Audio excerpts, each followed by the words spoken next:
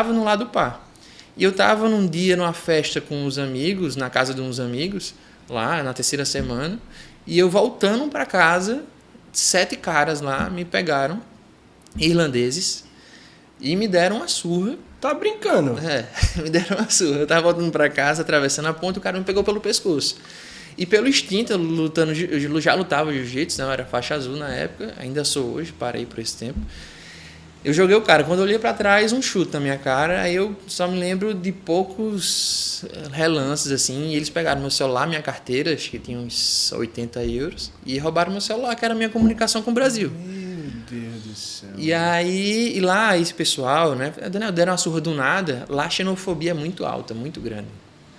Muito grande. Então, que estranho, velho. É muito grande. Lá tem meio que uma guerra quase institucionalizada dos brasileiros com os irlandeses. Sabe o McGregor, lutador do UFC? Sei. Pronto, os caras são meio assim. Tem tatuagens sustentados muito pelo governo. E eles usam muito para comprar heroína. E jovens, assim, 18, 19 anos.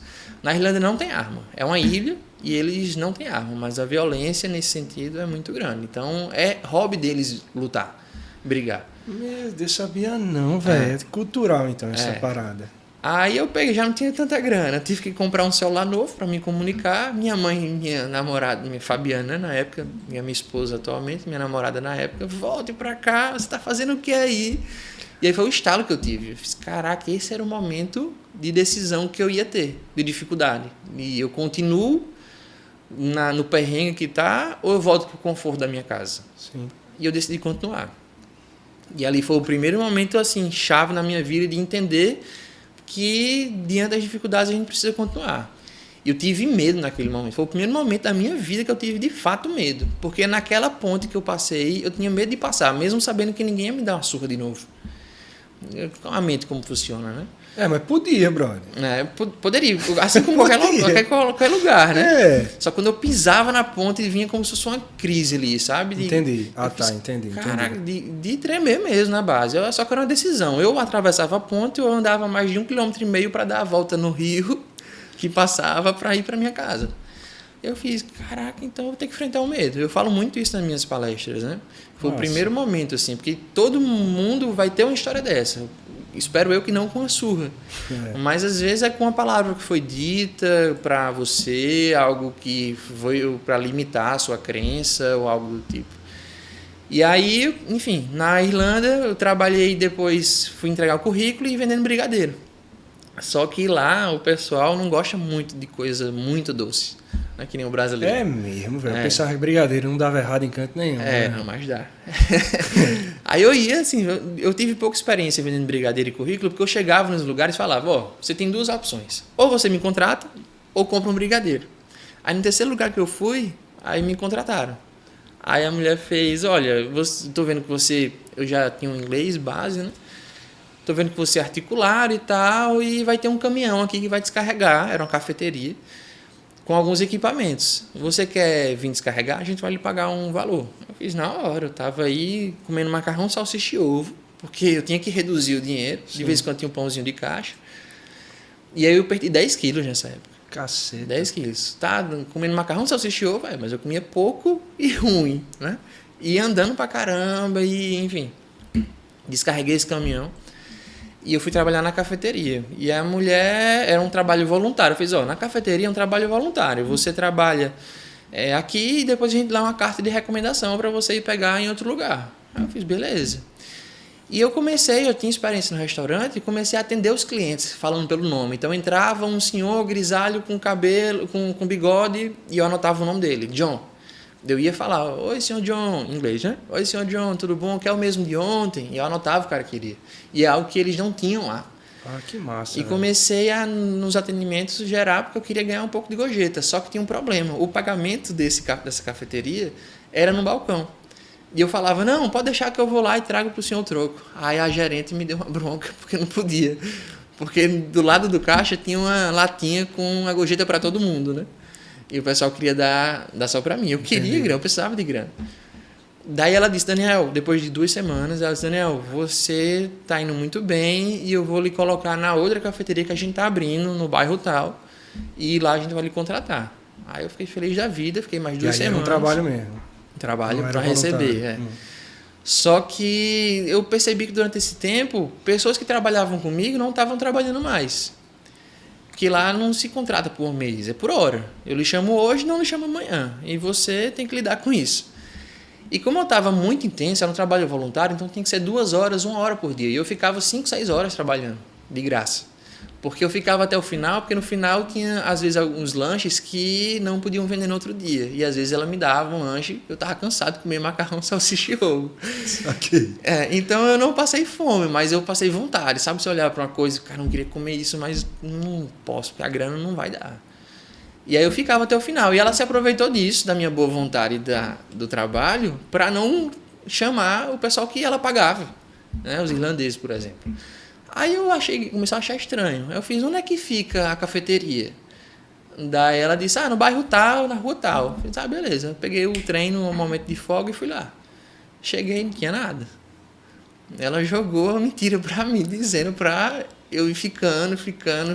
Meu Deus do céu. E eu perguntava, ela falou, não, a obra tá show de bola, tá andando. E tu tinha ido lá, viu que não tinha nada. E eu achei estranho, 1 mês, né? O meu dinheiro só acabava, e eu só comendo lanche, mas tinha um monte de coisa pra eu pagar. Caramba. E ela era irlandesa? Irlandesa. Tá vendo o jeitinho brasileiro lá também, viu? Pois é. E ela sabia, né? Eu morava, era confortável pra mim, de certa forma, porque eu morava do lado dessa cafeteria. Dava, assim, 2 minutos andando. E aí foi outra experiência que eu tive, e novamente. Né? E aí tinha alguns amigos meus da escola de inglês que eram de Caxias, são de Caxias, Rio Grande do Sul. Daí fez, Daniel, você quer trabalhar de rickshaw? O que é rickshaw? É uma bicicleta como um tuk-tuk. Se Coxinha tiver aí na internet, botar para o pessoal identificar, botar rickshaw ou então tuk-tuk, Coxinha. Aí é uma bicicleta que tem um banco atrás. Na Tailândia, você foi lá agora na Austrália a galera faz isso também. Pronto. E aí lá na Irlanda tem uma cultura muito grande de pub, bota assim, Coxinha, tuk-tuk e Dublin. D-U-B-L-I-N. Dublin. Vê se, não sei se passa aí na TV, né? Eu tô me metendo aqui na história. Passa. Daí lá tem muita boate. À noite lá é muito movimentado. O pessoal da Europa vai para Dublin para tomar cerveja, né? Lá tem a Guinness, né, que a cerveja é preta, é feita Sim. lá. E aí, entre um bar e outro, o pessoal vai de tuk-tuk ou a pé. E aí eu vou lá, beleza. Aí pagava 100 euros por semana, alugava a bicicleta. Só que essa bicicleta ela tem um motor. E essa bicicleta que eu peguei, o motor acabava com 5 minutos, ou seja, era só na pé. E eu andava 4 km para pegar a bicicleta e depois mais 4 para chegar no centro, onde tem os bares e as boates. E isso já era muito cansativo. E eu não tinha roupa de frio. Inclusive, um detalhe importante, a única roupa de frio que eu levei foi um casaquinho, que era de Adelto, inclusive. Quem não sabe, Adelto é casado com minha tia Elisane, né? Meu tio também. E ele me emprestou na época, então fazia um frio danado, eu não tinha roupa pra usar. Cara, e lá é frio valendo, né? E aí meu joelho no primeiro dia arrebentou. Talvez hoje, né, justifique os meus ligamentos rompidos. Arrebentou mesmo? Arrebentou, porque eu botava 3, 4 pessoas nessa bicicletinha e com o motor você vai, mas aí a pessoa falava, eu vou pra rua tal. Eu fiz, quem disse que eu sabia o endereço? Beleza, me diz onde é que é. Quando chegava era uma ladeira subindo. Tu tá brincando. Daí, a minha primeira corrida foram 3 mulheres, não tão magras assim, na bicicleta, e eu... Quando chegou no meio da ladeira, elas fizeram, não, pode deixar, a gente vai andando. Tiveram pena de mim, tão arregaçado que eu tava. Só que no primeiro dia de trabalho, eu fiz 80 euros. No primeiro dia. E era assim a semana. Era assim a semana. Então, caramba, tenho 6 dias ainda de trabalho para fazer. Era uma sexta-feira, então era um dia movimentado. Pô, se eu fizer aqui 300 euros por semana, já estou muito bem obrigado. Assim, pouca gente ganha 300 euros por semana lá. E como eu tinha inglês, diferente dos outros brasileiros, eu falava, conversava. E o pessoal ficava lá como um táxi, um do lado do outro esperando o pessoal chegar. Daí eu sou muito inquieto, eu vou ficar aqui esperando nada, né? Eu vou andar e conversar com o pessoal. Mas vai ser passivo, né? Assim o cara ia atrás. Já. Aí é para venda ativa. E eu uso isso muito hoje no meu trabalho também. Muitas empresas estão esperando o cliente chegar, assim como aquele pessoal estava. E eu fui entender... Eu sempre gostei de administração e se eu não fizesse administração... Minha primeira opção de curso era administração, segunda era medicina, ou seja, era administração primeiro. Se eu passasse administração, né, eu ia entrar.